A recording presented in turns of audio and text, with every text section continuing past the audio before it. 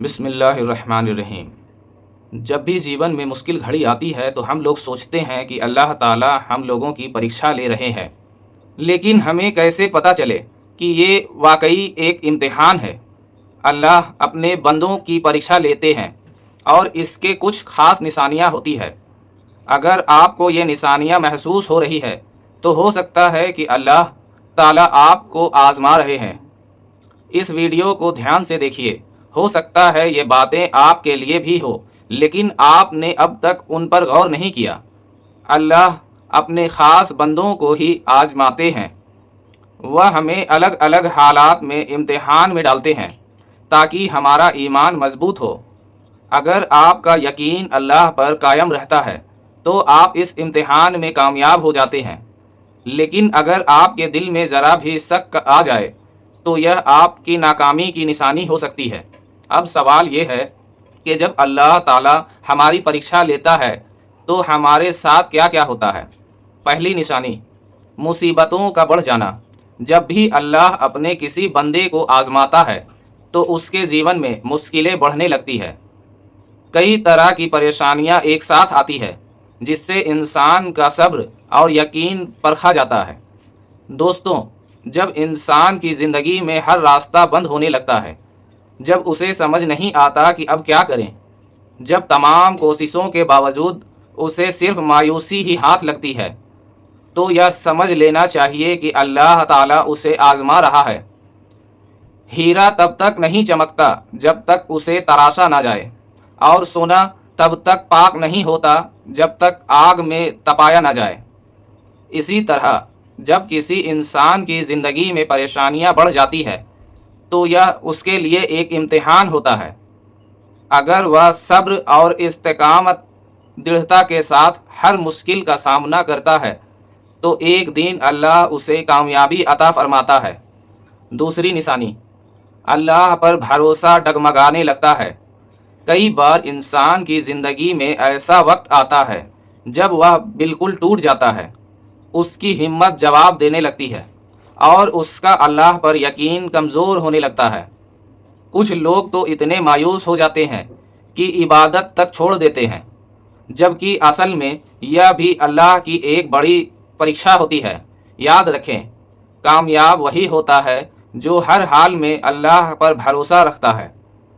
چاہے کتنے بھی بڑی مشکل کیوں نہ آ جائے، وہ صبر سے کام لیتا ہے اور اپنے دل کو مطمئن رکھنے کی کوشش کرتا ہے۔ اگر آپ بھی اس پریکشا میں کامیاب ہونا چاہتے ہیں تو اللہ پر یقین بنائے رکھیے۔ ہر حال میں صبر کی رسی کو تھامے رکھیے۔ یقین مانیے، اللہ کے حکمت میں کوئی کمی نہیں ہوتی۔ جو تکلیفیں آج آپ کو مشکل لگ رہی ہے، وہی تکلیفیں آپ کو آگے چل کر مضبوط بنائیں گی۔ سکھ اور دکھ دونوں اللہ کی قدرت کا حصہ ہے۔ جیسے ایک بھوکے کو ہی کھانے کی اصلی قیمت کا احساس ہوتا ہے، ویسے ہی انسان مشکل وقت کے بعد ہی راحت کی اہمیت سمجھتا ہے۔ دوستوں، جس انسان کے پاس رہنے کے لیے چھت نہیں ہوتی، وہی گھر کی اہمیت کو صحیح معنوں میں سمجھ سکتا ہے۔ اسی طرح جب انسان مشکل حالات سے گزرتا ہے تبھی اسے راحت اور سکون کی اصلی قیمت کا احساس ہوتا ہے۔ دنیا میں ایسا کوئی نہیں جسے کبھی دکھ یا تکلیف نہ آیا ہو، لیکن یاد رکھیے، سکھ اور دکھ دونوں ہماری زندگی کا حصہ ہے۔ یہ اللہ کی طرف سے دی گئی آزمائشیں ہیں جو ہمیں بہتر اور مضبوط بنانے کے لیے آتی ہے۔ تیسری نشانی، دل میں رحم اور دیا کی بھاونا جاگنا۔